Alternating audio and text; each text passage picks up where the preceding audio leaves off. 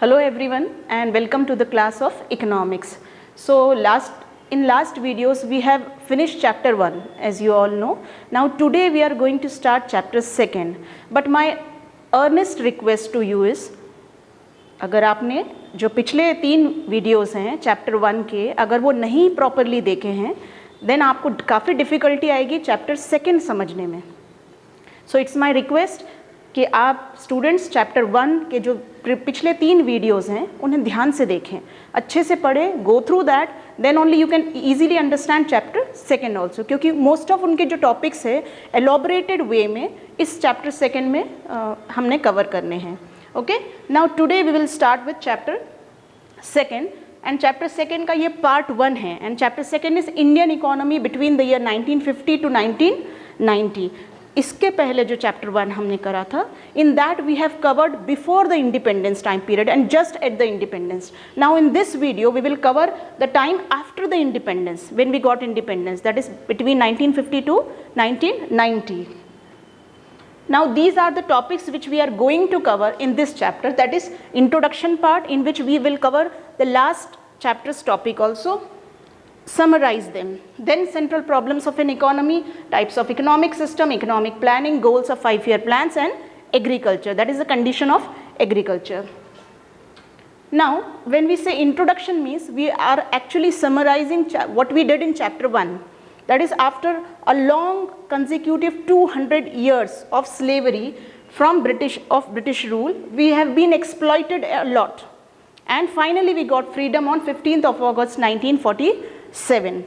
So when they have ruled on us for 200 long years, it is obvious that they have exploited or they have made our economy very backward and stagnant, which we have covered in chapter 1 also, in the terms of agriculture, occupation, infrastructure and so on. Now the most important task of this independent India, when we finally got freedom, the most important task by the government of this independent India to make a proper economic system. Now proper economic system means this economic system which is very useful in terms of administration of the whole economy, taking care of each and every sector of the economy. Now there is a high need to develop our economy. So the economy which was backward and stagnant, we need to develop them, that we need to convert it into a developed economy. So by 1950 we have started this development process. Therefore the government of India was to decide about the type of, as I said, the type of economic system which would be suitable for India. There are 3 types of economic system: capitalist economic system, socialist and mixed economic system. Now the government of free or independent India need to decide that which kind of economic system will be suitable for India. Okay, so it refers to, the economic system refers to an arrangement by which central problems of an economy are solved. Now one more word is there, central problems of an economy, that in an economy when we are struggling or striving hard for the development, there are certain reasons for non-development, for the stagnant or for the backward economy, and these are actually the central problems which the government need to look after them, to solve them. So government need to make a proper economic system by which a good solution or a best solution could be provided to these central problems of an economy, and it can be cured. Okay, so now the next is central problems of an economy. What were the central problems? You have studied this in social studies also, I hope, if you remember. That is, what to produce, how to produce and for whom to produce. This is economics. Of course the part of social studies which you have covered in 9th and 10th, it is going to come again and again. Now when we say central problems of an economy, there are 3 major central problems. First, what to produce, that it involves the decision of taking the final decision that which kind of goods to be produced. The goods are of 2 types, consumer goods and capital goods. Now it is in the hands of government to decide what is the scenario of the economy, what kind of goods are required in the economy. Accordingly they need to produce the goods, consumer or capital goods. It involves deciding the final combination of goods as well as services. Not only goods, we need to look after the services also, that which kind of services we need to generate, we need to produce, and the quantity of each, that is how much quantity is required according to the population which we need to cover, what are the quantities or what is the volume of the goods need to be produced, and what are the services or kinds of services which we need to generate. Now the economy should produce. Now second is how to produce. When we say how, means what kind of technique, what kind of methods need to be adopted by the government to produce the goods and services. So there are basically two kinds of techniques, that is capital intensive technique and labor intensive technique. When we say capital intensive technique means more of capital and less of labor, and capital intensive basically using capital goods, that is machineries and equipments or latest technology. When we say labor intensive techniques, that means the work is majorly done by laborers only, that is manual work, no use of machines and equipments. So it involves deciding the techniques or methods of production. Labor intensive, that is more of labor and less of capital, or capital intensive, that is more of capital and less of labor. Third problem was for whom to produce. That means which kind of category of people or which section of the people we need to produce the goods.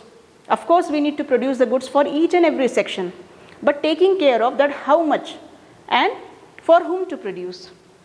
It involves deciding the distribution of the output. Output here means all the production which is done for goods and services. So how much to be distributed among people, that is it involves selection of the category of people. There are two categories of people then at the time of independence, that is rich and poor.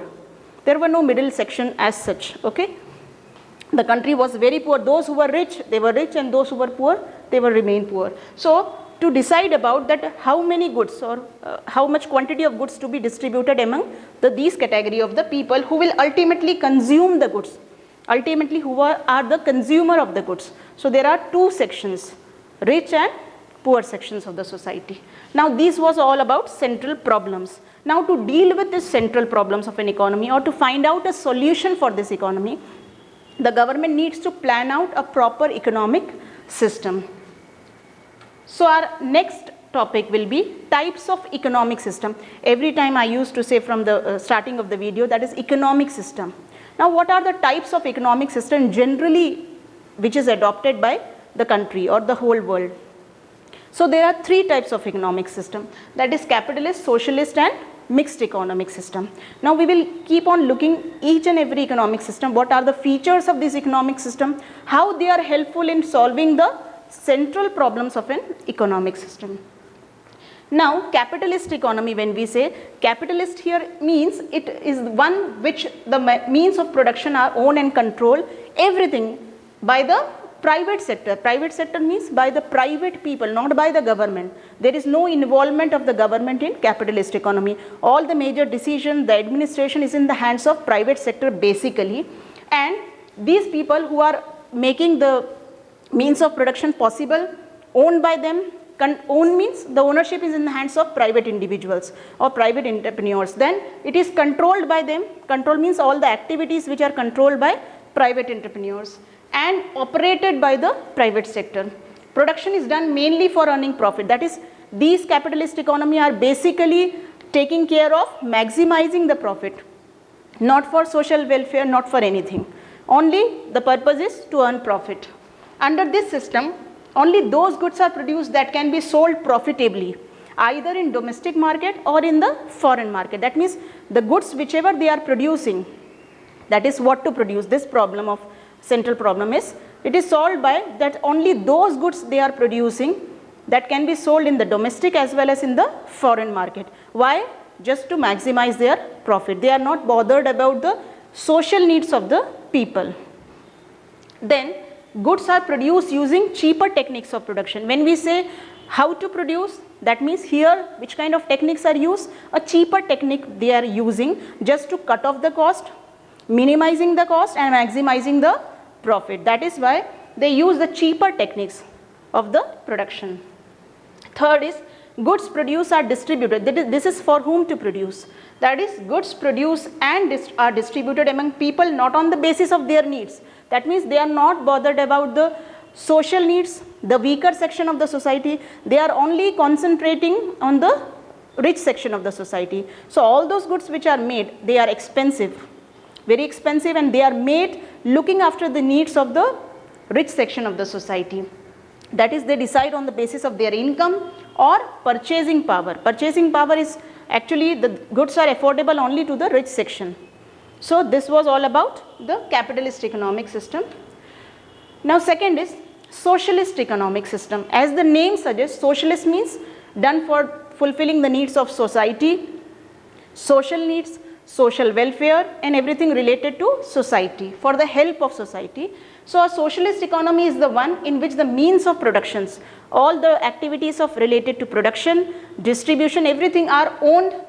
Ownership is in the hands of government, controlled and operated by the government only. That is, here public sector is having major role in fulfilling the social needs of the society.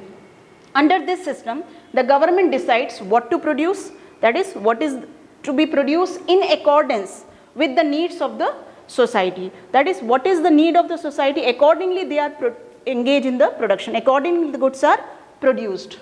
The government decides how the goods are to be produced, how to produce this particular technique, where they are deciding about the techniques of the goods, that is capital intensive or labor intensive technique. Now here government decide how the goods are to be produced. They can use capital intensive also and labor intensive also. Now third is for whom to produce. Production and distribution of goods are based on what people needs. That means they are basically focusing or concentrating on the needs of the society. That is, the weaker section are also taken care by, and what they can afford to purchase. That means they are looking after that how the each and every category of people, that is poor as well as rich section of the society, if they can afford the goods, they can easily go with that technique only. Now third was mixed economic system. When we say mixed economic system here means system refers to in which it is the combination of both capitalist as well as socialist economic system. When we say capitalist means basically which is in the private hands, when we say socialist means it is basically in the hands of government. So mixed economic system is the combination of both capitalist and socialist economic system, where public and the private sector are allotted to their respective roles. That means both the sector are given the priority or the preference to involve in this. Private individuals or private entrepreneurs who are doing the work for maximizing the profit, public sector, that is government, who are doing the work for the needs, fulfilling the needs of the society, that is for social welfare. So both of them are doing their respective roles for solving the central problems of an economy, which we have discussed in the previous slides, that is what to produce and how to produce and for whom to produce. Now under this, the government and the market, both of them together solve the central problems of the economy. When we say market here means it is something related to private entrepreneurs or private individual. When we say government, that is public sector. The private sector provides whatever goods and services it can produce, and when we say whatever goods and services they can produce means it is in the hands of private sector who will decide that what kind of goods actually they wanted to produce for maximizing their own profit. And government who provides essential goods. When we talk about government, they are basically doing work or engage in production activities just for the sake of the society, to help the society. So they need to look after the basic or essential needs, that is food, clothing, shelter, education, health facilities, etc. So they need to look after each and everything. So government provides essential goods and services which the markets fail to provide, that is which the private sector fail to provide. So both of them are doing their work. Private sector also producing certain goods, government also producing certain goods which are essential one. So because of the combination of both the things, the needs of the society can be easily fulfilled. Now as far as India is concerned, when our leaders that time who are actually trying to find out that which kind of economic system we need to follow, so all these political people, they have decided that we should adopt the mixed economic system, which is betterment for our society, that is capitalist and socialist both, because the combination of both of them will be required for the development of our economy. So they wanted that it has features of both capitalist and socialist, so they adopted with mixed economic system. India would be a socialist society. We are a socialist society because of strong public sector, and we are a capitalist economy because of the involvement of private sector also, as mixed economic is a combination of both. Now the next video is, next slide is economic planning. When we say economic planning, it is a plan which can be in the process of making major decisions and to look after three decisions, that is what to produce, how to produce and for whom to produce. Now by the conscious decision, conscious means a constant or continuous decisions of a determinant authority, that is the authority which is actually there engaged to decide about the three central problems of an economy and to give a solution for these solving these problems. Now this determinant authority on the basis of comprehensive survey means a detailed survey, a wide survey which is covering all the aspects to think about the solution which is to be provided for solving these three central problems of the economy as a whole.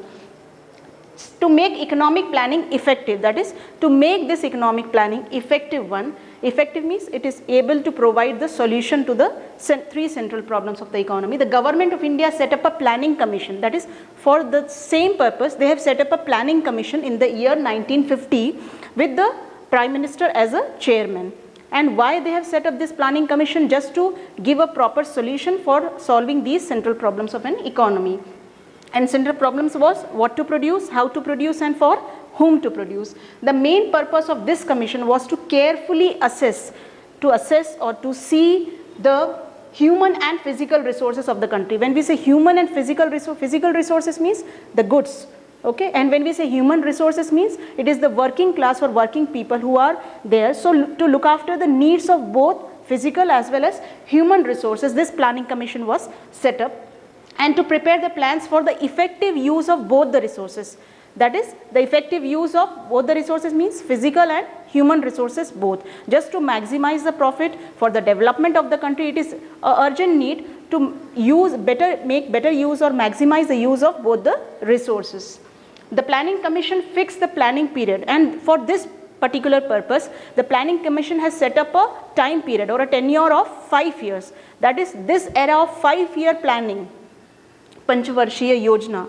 Okay, this 5-year planning was set up since 1950.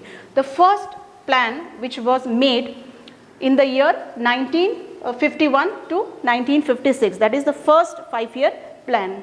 Now proceeding to next topic, that is goals of this 5-year plans. When the first 5-year plan was made between the year 1951 to ended on 1956, what were the goals or main aims of this 5-year plans?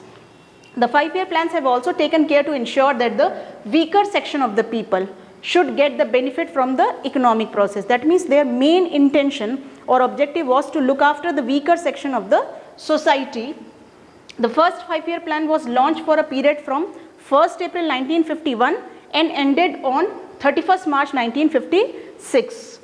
These 5-year plans serve as the guiding principle. These are guiding principle, means guiding the behavior of the Indian planning. That is, the 5-year plans serve as the guiding principles of Indian planning. Indian Planning Commission, they have set certain policies, they have set certain objectives and aims to fulfill this particular objective of developing the nation. These 5-year plans listed as the basic goals. That means these were the main 4 goals of the first 5-year plans, that they wanted to make improvement in these things, that is growth, modernization, self-reliance and equity. Now starting with, when we say growth, growth means it is a productive aspect when we are trying to increase the output, increase the production. Now the stagnation during the British rule, that is during the Britishers, so at the time of independence or before independence, our country's growth rate was very weak. We were stagnant and considered as a backward economy.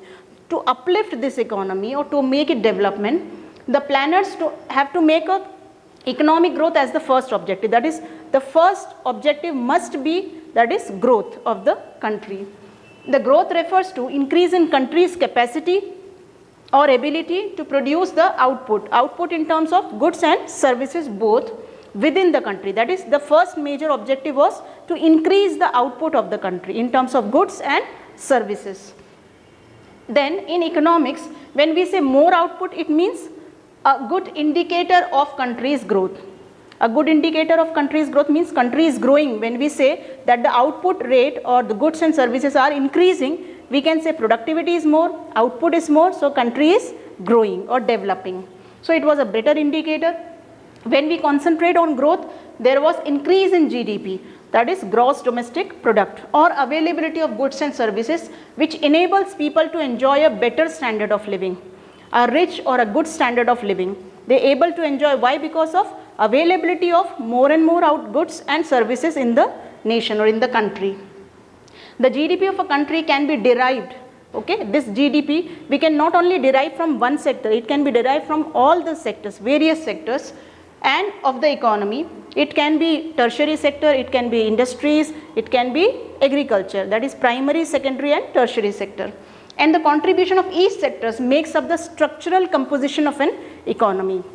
When we say growth, it needs to be a growth in all three sectors of the economy. So this was the first aim.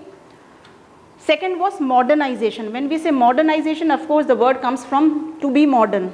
Okay, now here modernization of an economy means using better techniques, latest technology of production of goods and services for the better standard of living, okay, for the development of nation. Indian planners have always recognized, they have always keep on recognizing the need for modernization of the society, because in previous videos we have seen that just at the time of independence, that is before the colonial rule and at the time of colonial rule, our country's condition was very backward in terms of various things. We were not modernized, no latest techniques were available, people were depending mostly on agriculture, and even with that they were using all the ancient methods of farming.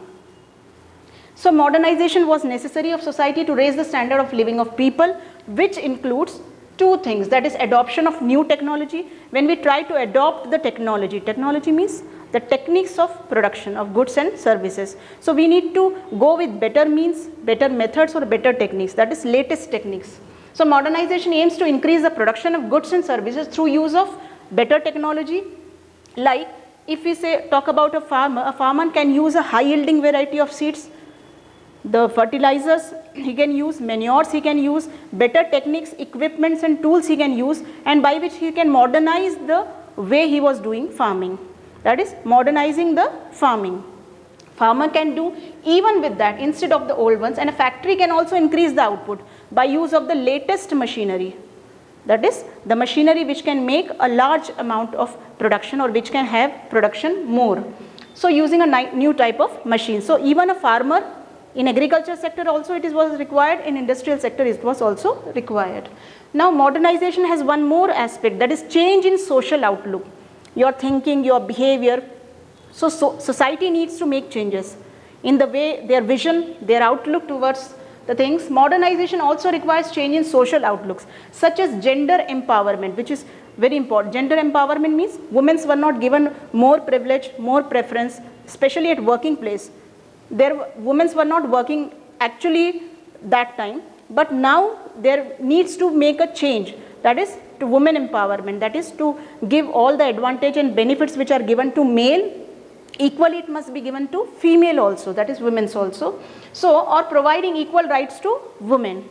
A society will be more civilized, more educated, more civilized and more prosperous, more healthy if it makes use of the talents of women also in the various fields.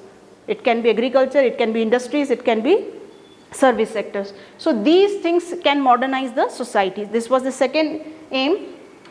Now third was self-reliance, Atmanirbhar. Okay, self-reliance or self-dependent.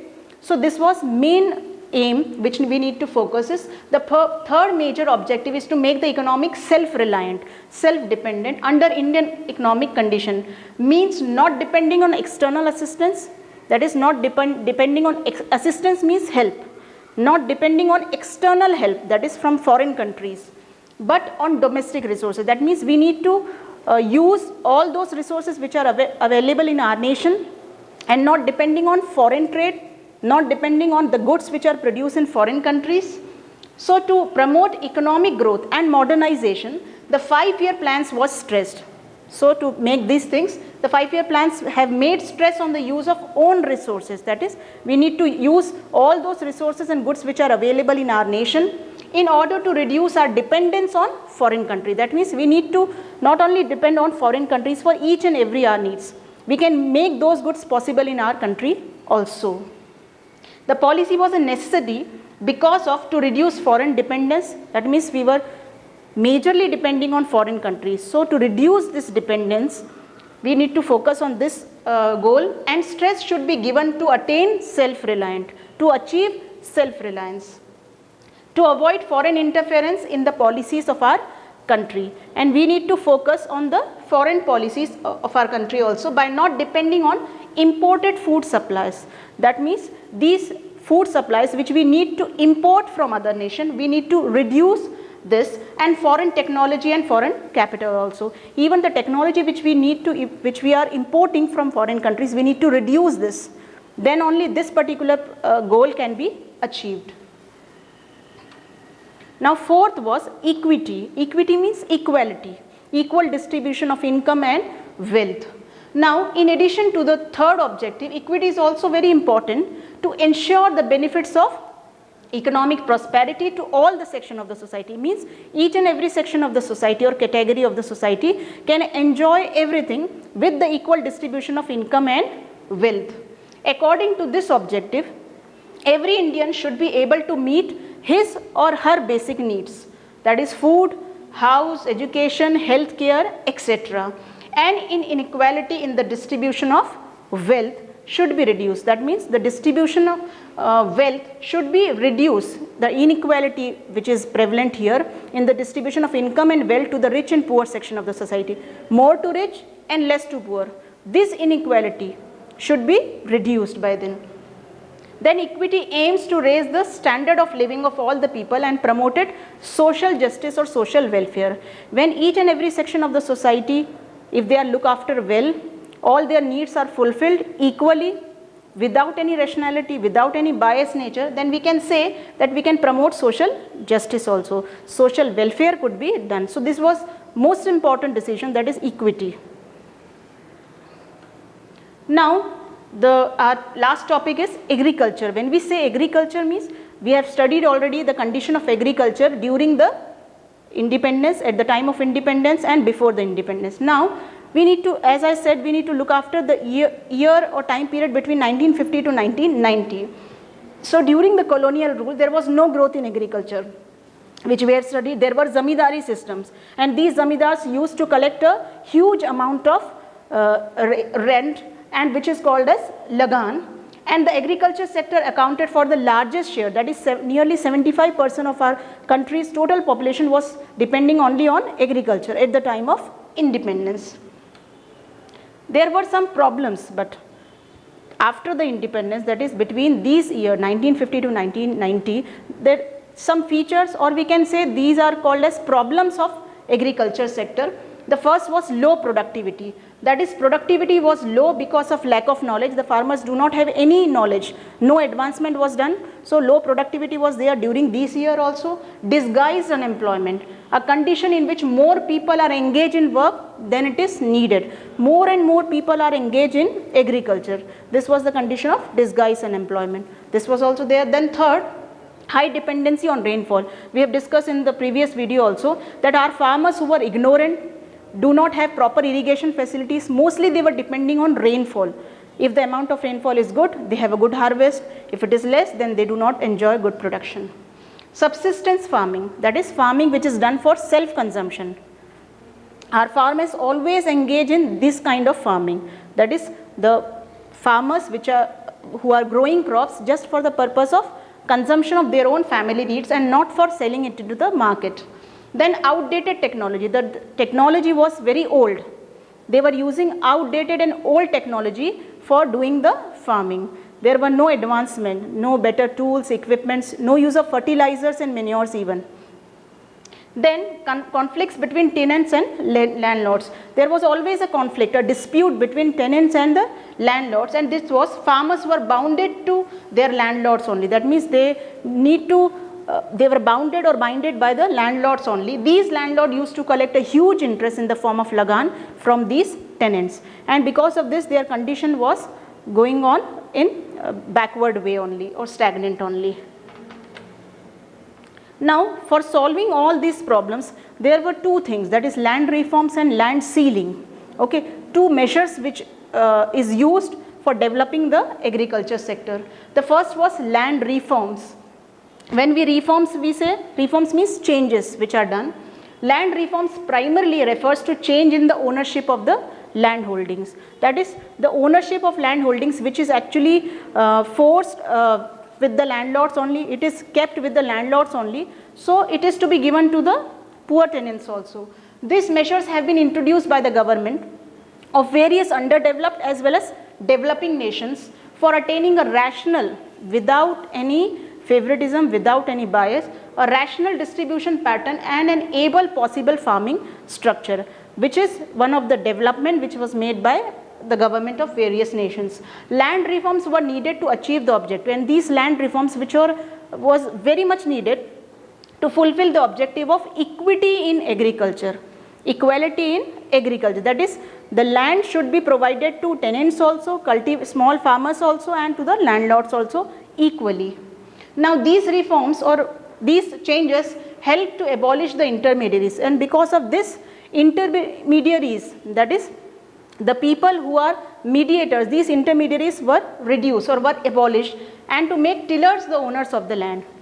The people who are tillers, they are actually the owners of the land. Now the abolition of these intermediaries, because of abolition of these intermediaries, it brought 200 lakh tenants and into direct contact with the government. That is, nearly 200 lakh tenants was brought with a direct contact with the government. The ownership rights granted to tenants gave them the incentive, a profit, to increase the output, and this contribute to growth in the agriculture. And because of the great help given by the government, that is the initiative which is taken by the government, they have given them incentive to increase their output or production, and this contributed a good growth in agriculture also. However, the goal of equity was not fully served. After doing this or after using this measure of land reform, still the condition of agriculture was not very good. The condition of farmer was still worst, and because some zamindars who continued to own large areas of land with using some corrupt means. Somewhere tenants were moved forcefully and zamindars claimed on the land. This was also happened. Even after getting the ownership of land, the poorest farmers could not produce much because of lack of his knowledge, because of his ignorance. So there was not much output or much good help covered by land reforms. That is, this measures of land reform was not successful at all. Then second measure which they have used to improve the condition of agriculture was land sealing. Sealing means to make seal or to make that particular area fixed with someone. Now land sealing refers to fixing the specified limit of land to each and everyone. That is, each and every, whether farmer or landlords, anybody, big landlords, small farmers, everyone, they need to have a fixation of the limit of the land, which could be owned by an individual.